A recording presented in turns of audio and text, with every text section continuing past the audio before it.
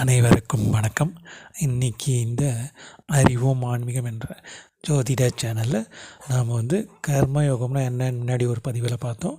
அதனுடைய தொடர்ச்சி இன்றைக்கி 2வது பகுதியாக இந்த கர்மயோகத்தை பற்றி மேலும் சில தகவலை இன்று இந்த பதிவில் நம்ம பார்ப்போம்.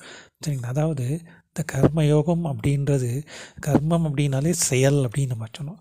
நாம் செய்கின்ற செயலே தான் நமக்கு யோகமாக மாறுது அப்படின்றது நம்ம சொன்னோம். ஸோ இந்த செயலானது நம் எண்ணங்கள், மனதால், உடலால் நாம் செய்கின்ற செயல்.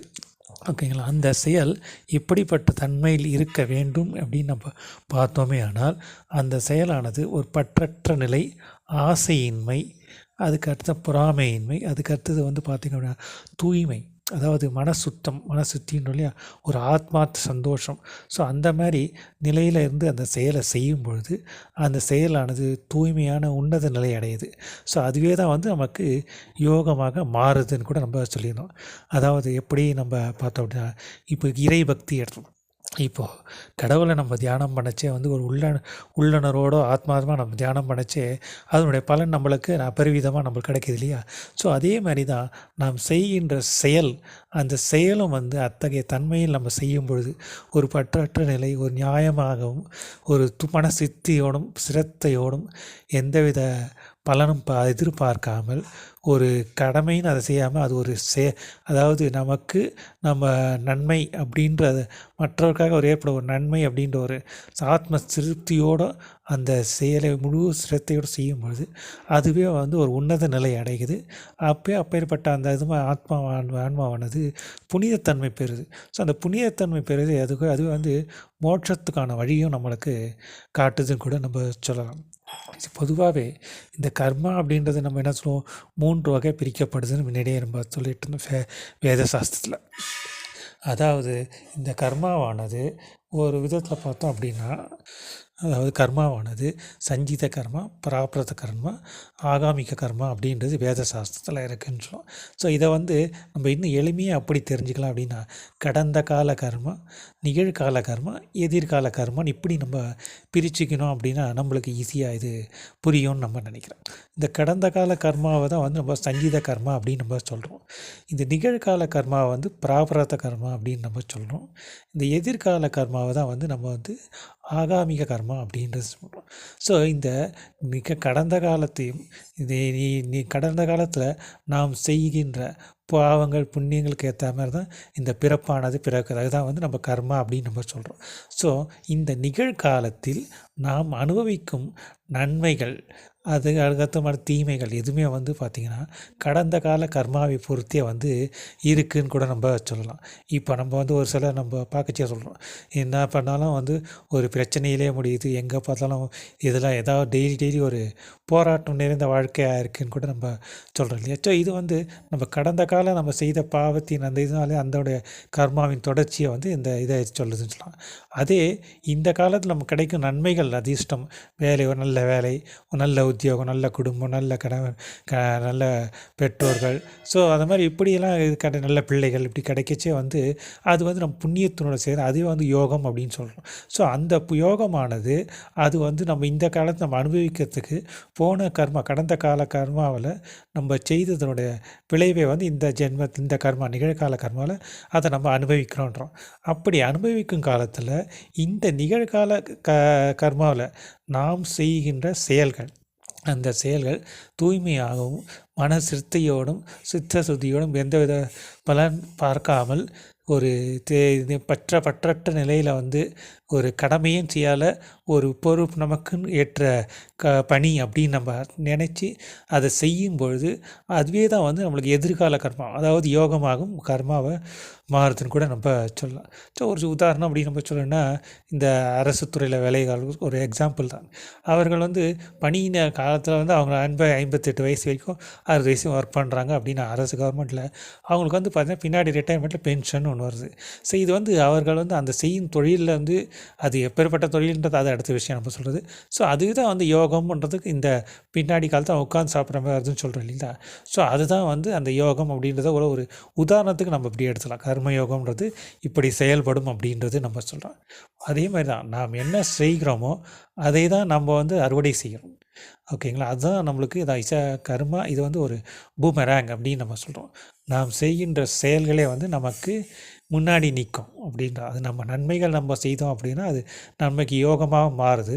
அதுவே வந்து அந்த நன்மைகள் நம்ம செய்யாத மாறட்ட நிலையில் செய்யும்போது அந்த இடத்துல வந்து அது வந்து நம்மளுக்கு வினையாக வந்து மாறுது அப்படின்னு கூட நம்ம சொல்லலாம். ஸோ அதை வந்து இந்த கர்ம யோகம் அப்படின்றது நம்ம எப்படின்னா ஒரு சுதந்திரம். எதுவும் வந்து நம்ம எந்த ஒரு செயல் நம்ம செய்யிச்சா வந்து ஃப்ரீயாக செய்யிச்சா நம்ம பொதுவாக ஒரு சிலர் கூட நம்ம சொல்லுவாங்க, என்னை ஃப்ரீயாக விட்டால் என்னால் வேலை பார்க்க முடியும்.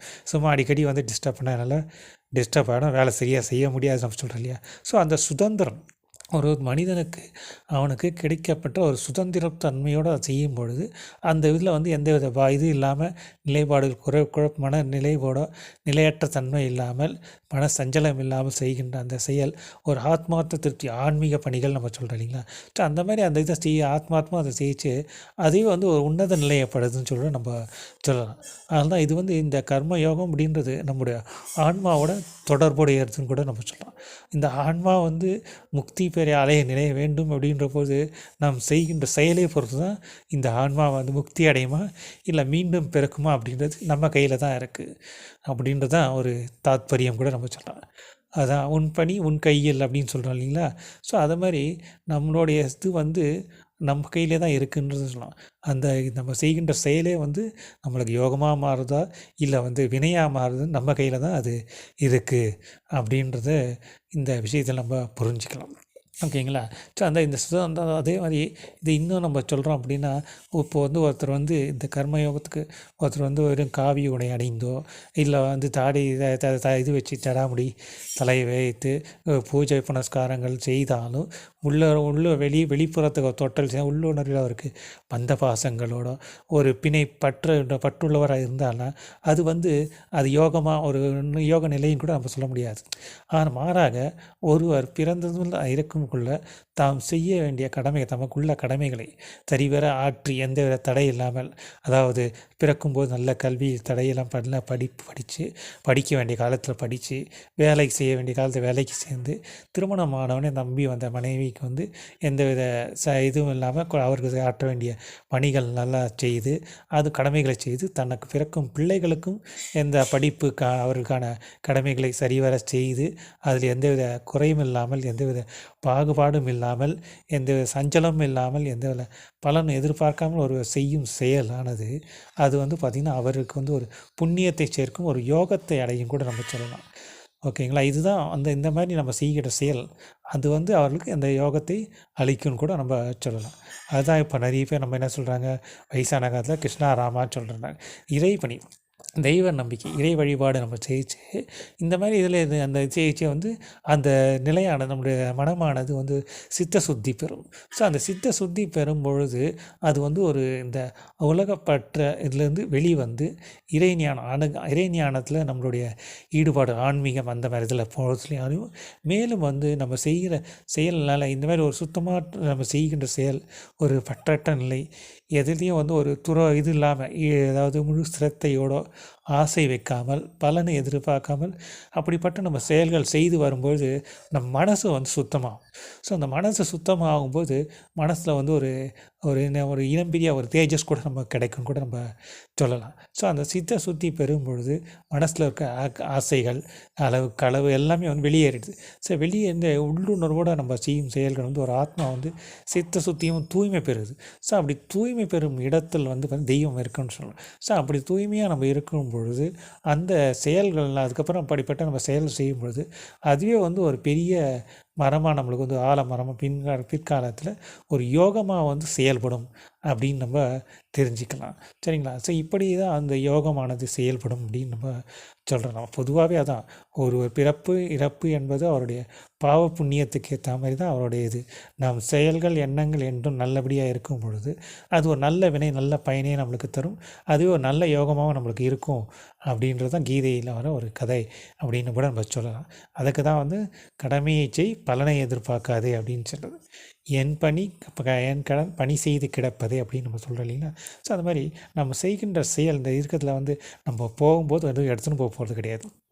ஸோ இருக்கும்பொழுது நம்ம மனசு ஆசை ஆசாபாசங்களில், அபிலாஷைகள், பேராசையில், அந்த அழுக்கில் வந்து மற்ற இதில் வந்து பிறன்மனை நோக்கல், சூதாட்டம், பணம், உல்லாசம், இது மாதிரி ஒரு சிற்றின்ப இதில் வந்து நம்ம மனசு திளைத்து இருக்க காரணத்தினால்தான் வந்து இந்த ஆன்மாவானது திரும்ப திரும்ப வந்து பிறக்குதுன்னு கூட நம்ம சொல்லலாம். ஸோ அதுலேருந்து விடுபடவே வந்து இந்த யோகமானது செயல்பட வேண்டும் அப்படின்னு. ஸோ அப்படி செயல்பட வேண்டும் அப்படின்னு நம்ம நினைக்கச்சே வந்து நாம் செய்கின்ற செயல்கள் எல்லாமே வந்து எண்ணெய் சுத்தி, தினம் எண்ணெய் சுத்தி, தியானங்கள் அதுமாரி செய்யச்சே வந்து செய்கின்ற செயல்கள் வந்து பற்றற்ற நிலையில் ஆசையின்மை, அதேமாரி வந்து ஒரு இது சுயநலமற்ற செயல். நம்ம செய்கின்ற செயல் சுயநலமற்றதாக இருக்கணும், பொது நலமாக இருக்கணும், மற்றவர்களுக்கு ஒரு இதுவாக இருக்கும்பொழுது அந்த செயலானது ஒரு உன்னத நிலை அடையும் அப்படின்னு நம்ம சொல்லலாம். அப்படி செய்கின்ற செயலே வந்து நம்ம யோகமாக நம்மளுக்கு செயல்படும் அப்படின்றது இந்த இதில் நம்ம தெரிஞ்சுக்கலாம். சரிங்களா?